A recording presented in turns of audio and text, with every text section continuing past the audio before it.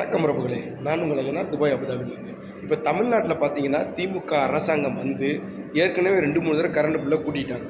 இப்போ மறுபடியும் சிறு குறு தொழில் பண்ணுறாங்கள அவங்களுக்குள்ள கரண்ட் பில்லை கூட்டுறாங்க.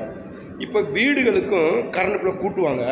ஆனால் இப்போ வந்து அரசாங்கம் கட்டிடுமா, இப்போ கூட்டிட்டு அதை வந்து அரசாங்கம் கட்டிடுமா, அடுத்து யார் ஆட்சி அதிகாரத்துக்கு வர்றாங்களோ அவங்க கட்டணும். எப்படின்னு பாருங்கள். இப்போ மறுபடியும் திமுகவே ஆட்சி அதிகாரத்துக்கு வந்துச்சுன்னா மறுபடியும் கரண்ட் பில்லை கட்ட சொல்லி மக்கள் தலையில் தட்டிடுவாங்க. இதே வேலை திராவிட மாடல் ஆட்சியில் மக்களுக்கு என்னென்னத்தை கூட்டலாம்.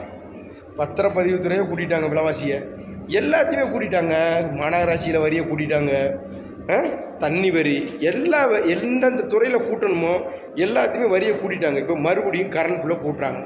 சிறு குறு தொழில் பண்ணுறவங்க கோயம்புத்தூரில் நிறைய பாதிக்கப்பட்டாங்க, நிறைய கம்பெனிகள் மூடிட்டாங்க. இப்படியா